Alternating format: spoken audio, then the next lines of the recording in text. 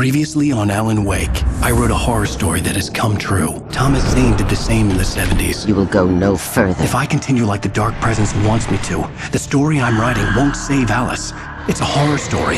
No one will survive. You knew Zane! Thomas Zane! You're the Lady of the Light in the song! He left something behind to help me. The clicker. Alan thought of this as he stood on the rim of Cauldron Lake, the clicker in his hand. He took a deep breath and jumped. I can get to her now. I can finish this.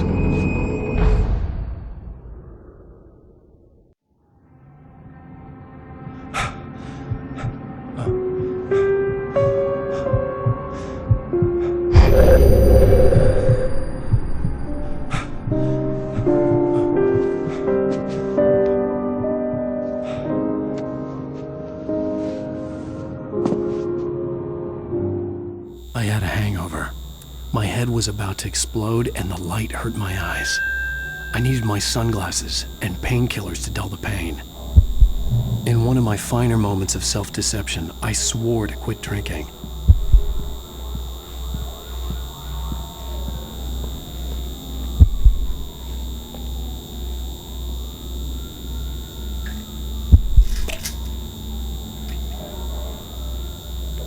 The pills worked fast.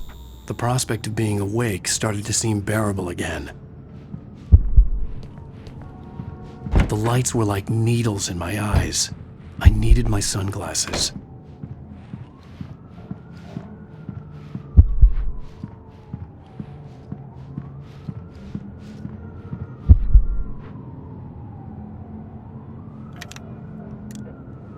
The sunglasses made the world look bearable. Now I could keep my eyes open without feeling like a vampire in the sun. There was a message waiting for me on the machine. You have one new message. Al! Are you still asleep? Wakey, wakey! You should have your show on your TiVo. If Alice wasn't too mad to record it. Yeah, she called me earlier and really chewed me out. Yeah, we went a little overboard last night. But parties are a part of this business. Al, look, I'm saying this as your friend. She's not doing your career any favors by trying to run your life like that, okay? I'll talk to you later, Al. Watch the show.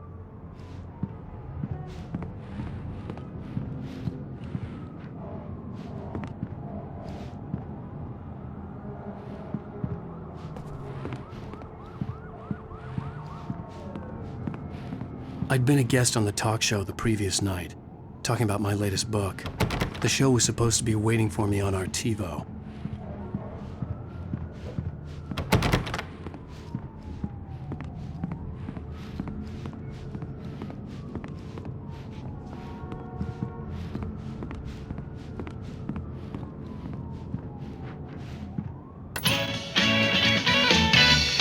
Ladies and gentlemen, welcome back to the Harry Gallic Show. Thank you, everybody. We have a great show tonight. I've been talking with the best-selling author Alan Wake about his new book, The Sudden Stop. Yeah, good read. Go buy it. No, it is a good read. Look, I'm gonna be honest here. Is that wise? No, but I'm gonna do it anyway. I got people who give me the lowdown on books. I'm a busy guy. But this one, I actually read from cover to cover. I mean, I'm a big fan. Wow, thanks. Now, this might be a spoiler for those who haven't read the book yet. Based on the sales figures, the 2 people out there who haven't read the book yet. But this last book is all about the death of the main character, the hard-boiled New York detective, Alex Casey. Now, there's been a lot of outrage about this. Why the hell did you kill Casey? What the hell were you thinking, man? Good riddance. No, seriously though. 7 years and 6 books is a long time. He was a gloomy guy to spend all your working hours with, and it was a good run. But it's time to explore new things. My next book will be a departure from the old for me. You selfish bastard, always thinking of yourself. Well, you've certainly given us a lot of entertainment over the years. And now that you mention it, Casey was a gloomy guy. Never had much luck with his love life with the ladies.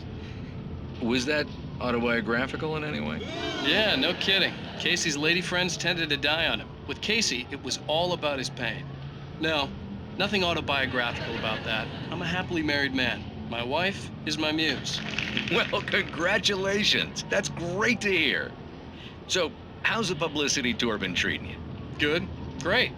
But I gotta say, I'm glad to be back home in New York. Well, you've certainly been on the news a lot lately. Lots of parties and, you got into a fight with some paparazzi. Oh, man. Well, that guy was really in my face. I lost my temper. I know that wasn't cool. You are famous for that temper. Well, I did also write several books. Well, your latest novel is called The Sudden Stop, and it's in bookstores now. Go get it.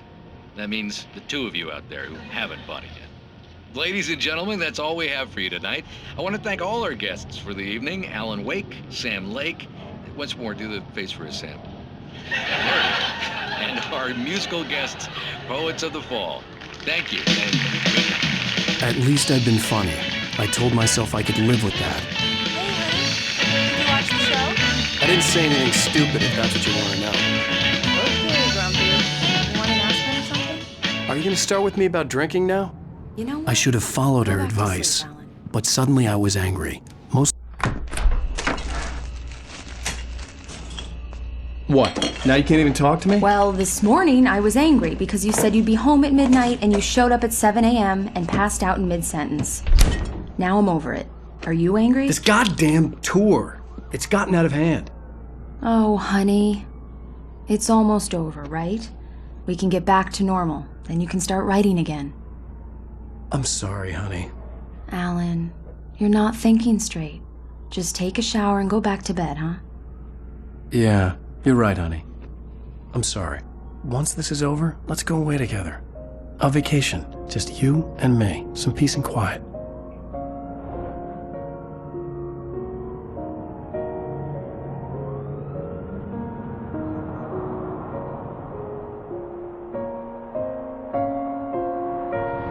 Somehow, the clicker was the key to the cabin.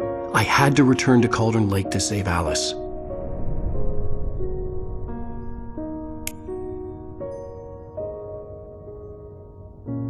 I'm going back to the lake to finish this. I'm going to write an ending to the story in the manuscript on my own terms, to make it all right. Why can't you just write it here? The last page is still in the typewriter. I need to read it first. Everything needs to be just right. Zane tried to cut some corners, and it didn't end well. Okay, ready when you are. I'm sorry, Sarah, but I need to do this alone. Barry, take her gun. Miss Weaver, close the door when I leave.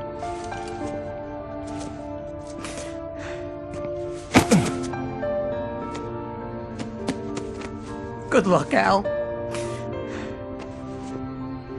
See you later.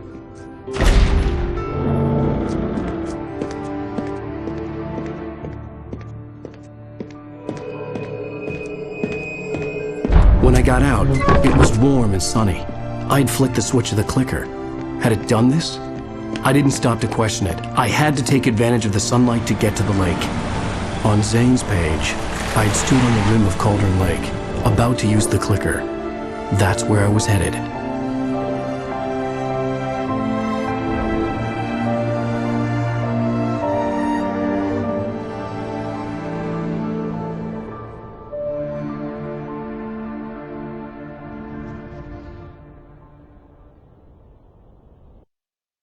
Alone, in daylight, surrounded by the beauty of the Pacific Northwest landscape, it was hard not to let doubt creep in one last time. I could still chalk everything up to a dream, a delusion. I had enough imagination to make up something like this, having been in the cabin all this time, trapped in a story inside my head, gone mad from grief over Alice's death like Hartman had claimed. There would be no way of knowing. I told myself it didn't really matter. My course was set.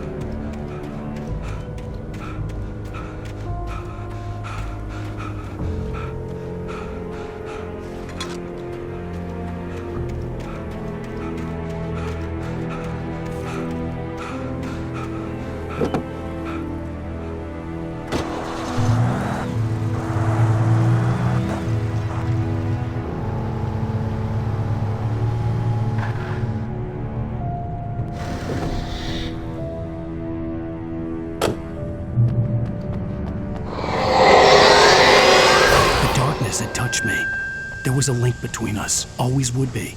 I could feel its presence again, getting closer.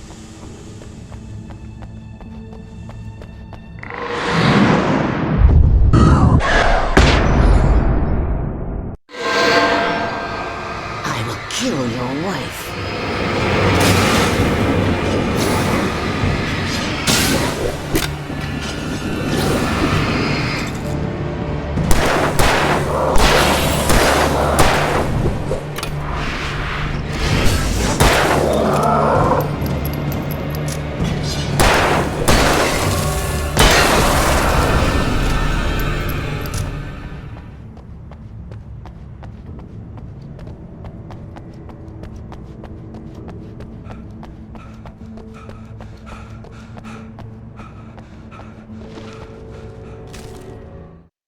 The dark presence was no longer trying to capture the writer so he could create the ending it wanted.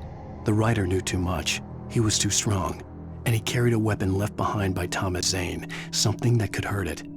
Now, the darkness was doing everything in its power to simply stop the writer from ever reaching Cauldron Lake and the dark place it came from.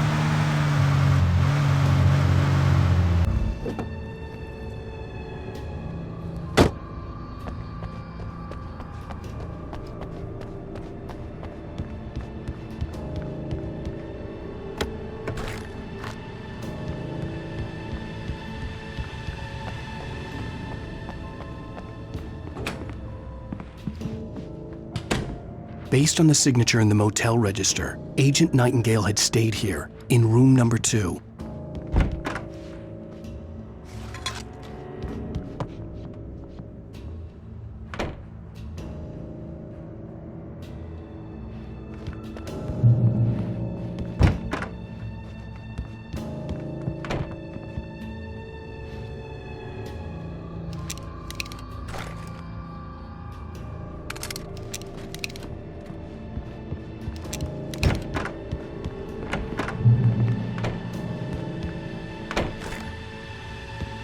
This had obviously been the room where Agent Nightingale had stayed when he hadn't been busy harassing me.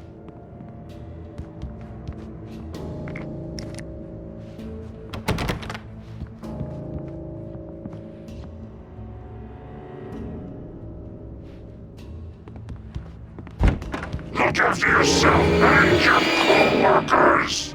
Could have fooled me, pal.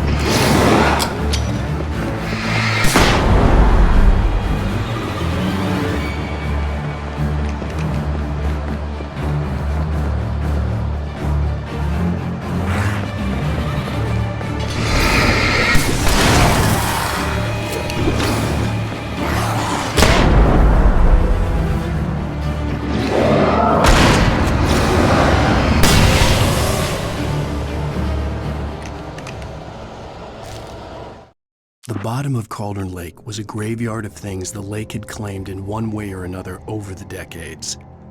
The dark presence brought them up in its wake, scattering the rotten waterlogged hull of an old boat here, the remains of a long-ago crashed airplane there, trees shattered under the impacts. The earth groaned. It didn't even notice.